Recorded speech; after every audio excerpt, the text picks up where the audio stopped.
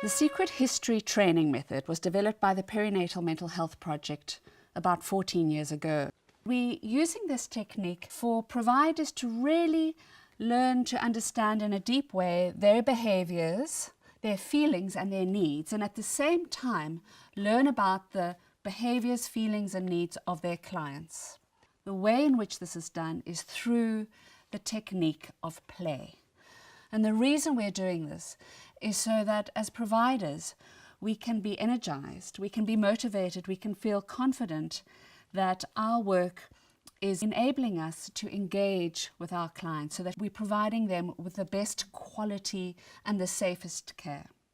We are going to now model a scenario of disrespectful care, of abusive, unhealthy relationship between a health worker and a teenage client. So I would like half of the group to become Tembisa. Tembisa, you are a 15-year-old in your first pregnancy. 15.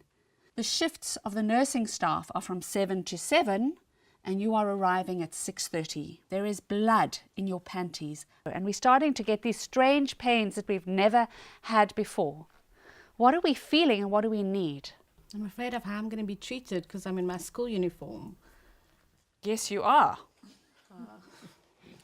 You're in your school uniform. Yes. You've come into the clinic in your school uniform. So what are you scared about? The staff that's going to be rude to me and they're going to judge me because I'm a teenager and I'm pregnant. Are you a bit ashamed of that? I'm very ashamed.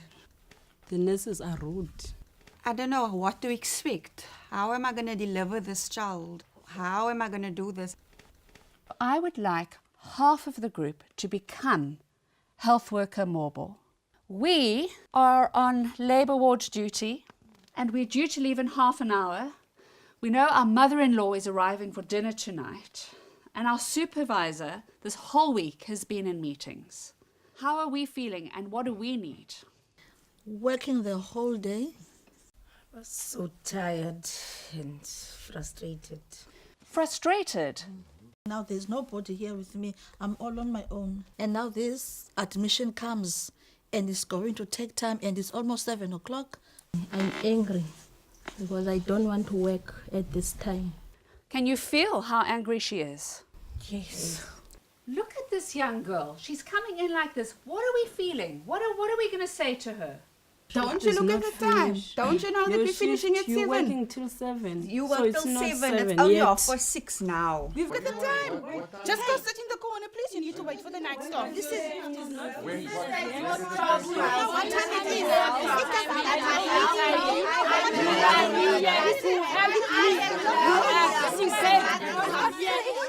And my back is sore and there's blood everywhere. Sister, can you help me please? I'm alone here. You know, I'm so tired of this. I am tired of having to be mother to teenagers that is so irresponsible. Sister, I know that it's almost time for you to go home, but that's not my problem. I want to know if my baby is fine. If I'm okay.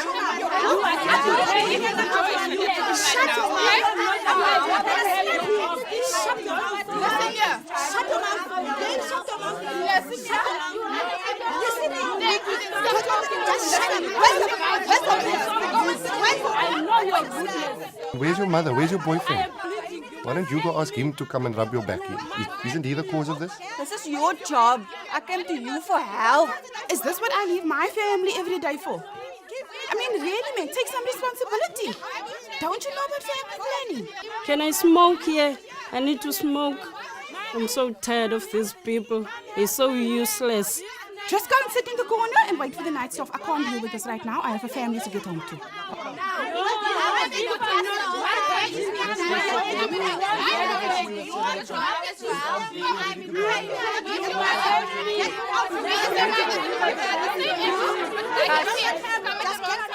Excellent. Health worker mobile. What are you feeling? Can you tell me more about what you're feeling? Resentful. Resentful. I've also got stuff to do. I mean, you knew you were pregnant. Why didn't you come earlier? But you are Why here didn't you for call? us. But you are here for us. I will report you. was I will closed. report you. Oh, you've got and she's got attitude, this one. What do we need? Relief. We need relief from what? From duty. Respect. We need respect. Now, I would like you all, please, to stand up and move across to the other side of the room. Swap roles. So if you could leave behind Tembisa, and now you're going to become health worker Boal. Let's start with Tembisa. We are now feeling severe pain in our back. We have been trying to text our boyfriend and our mother on our phone, and they're not answering the messages at all.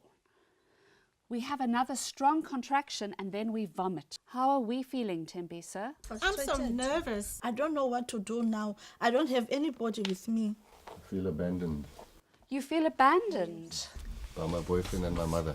I need a person, somebody to be with me. Health worker Boal. We've just got a text message from our colleague. It's now 7 o'clock.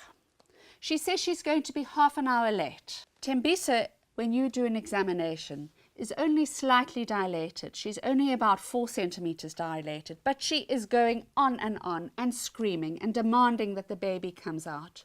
Health worker Boal, how are we feeling? Very angry. Feeling undervalued and exploited. Hi, Sisi, get up off this bed and go mobilize.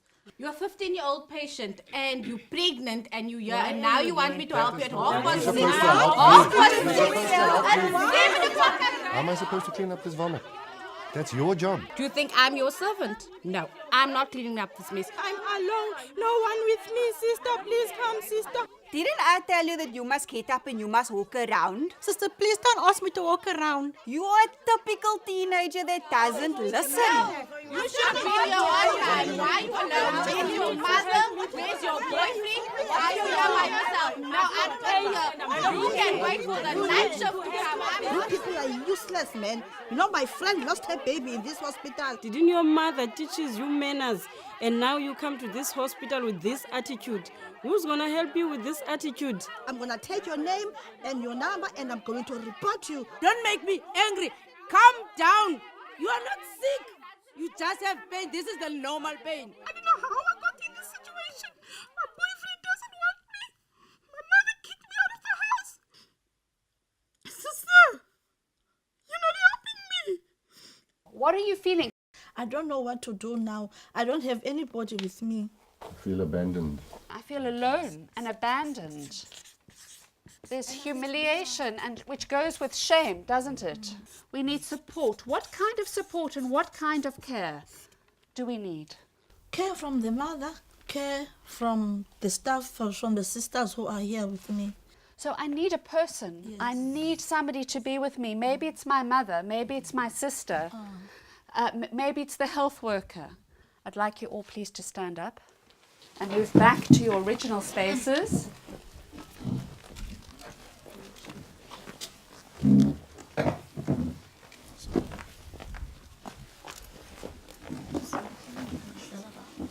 Thank you. Can you tell me what you noticed when you were in the role of Tembisa? Felt very victimized and afraid because of all the screaming and the uncertainty. You feel so vulnerable when you are playing this part. And worthless also. I mean, firstly getting into the situation, but also having to go through it alone and also having this healthcare worker just ignore me and just push me aside. I felt quite humiliated from the responses that I got from the healthcare worker. I'm coming to her for help, but she's not actually giving me the help that I need. As the health worker, what did you notice? What really stood out for me was this huge position of power that us as healthcare workers have over our patients. And that power can either be used to build your patient, to empower your patient, or to humiliate the patient. We look at each other for being late. We look at each other for not doing this. I'm doing too much. And that is all adding to our aggressiveness. The baggage gets heavier and heavier. We need to really work as a group. We mustn't come to the hospital with our problems. Did you also notice in this interaction how the cycle of violence seemed to increase. The more than one shouted, the other one raised its voice as well. So they're both feeling feelings of frustration. How do we stop that cycle of violence? Put yourself in her shoes. You also need to sort out your problems before you go and help somebody else. Because if you go with your problems, you will add more to your problems. The patient is not the cause of my problem. She's not the cause of it. The thing that struck me most was the feelings and the needs of both the health worker and the patient in Bisa were very, very similar. They have very different scenarios, very different secret histories, but the feelings are the same. They're both distressed individuals. We do not necessarily know what baggage each person is bringing into this engagement. And that is going to lead us into the next part of the training. We're going to go into a different scenario with a different health worker and a different patient. And I'm going to ask you to play these roles in a different way from before. We're going to try and be as respectful and as empathic we can in this difficult situation.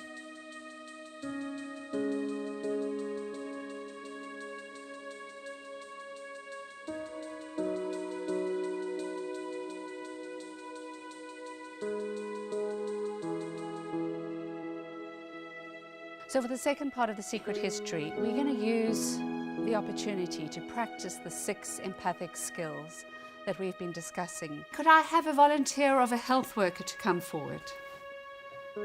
Thank you. You are health worker Pumza, and you are Bukelwa, and the rest of the group are going to observe and notice what works particularly well in this engagement. Bukelwa, you are a 24-year-old woman in your 2nd pregnancy. You have been in active labour for many hours now, 6 hours.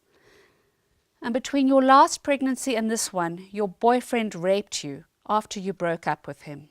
Health worker Pumza, you have had such a busy shift on labour ward. And this week, because you've got lots of financial problems at home, you've had to work extra shifts to get that bit of extra money. And your back is incredibly sore. So we'll start from when you greet each other and get to know each other. Hello, Bukelwa. I'm Pumza, and I'll be the midwife that's assisting you today. Thank you for coming to our facility. I want to assure you that everything that you say here will be kept confidential. Okay? I can see that you're in a lot of pain. Yes, okay? sister, it's for 6 hours now. Gosh, you must be so tired. Yes, I'm very tired. I need help quickly, Okay, and please. I'm going to help you, okay? I'm just going to quickly draw the curtain. Please and make we're going it to have quick, a look man, at what's going on, okay? You keep on saying you're going to help me. Please, man. I'm tired of this now. Okay, I am going to help you. How long has it been now? 6 hours. 6 hours, yeah. They promised to help While me. the pain is there, is it okay if I rub your back? Yes, And please. then we can have a chat once the contraction is over. Let me know when it's over, right? Please help me. Okay. How would you feel about moving about in the labour ward, trying getting up out of the bed? But I'm very tired. I Because we don't know have that energy. it does help to bring the baby down, to move, and to make the labour shorter. But I will. Okay. I will try, but I don't have energy. It's been a long time now. Oh, It but does now help to shorten I the can labour. Try, I will try, but not now because I can see you're quite tired, eh? Yeah, I'm very It's been tired. a long 6 hours Yes. for you. Okay, my dear, please, man, I understand it has been a painful experience for But you, it's and I okay, understand sister. that you are scared and afraid. I'm here to help you. Let's work together, my dear. Breathe when there's a pain. Breathe. I'm here with you. We're gonna give birth now. Yes, I Are you can't take ready? it anymore, sister. Now. Breathe in and out while the pain is there. Take a deep But I'm breath. dying, In and out.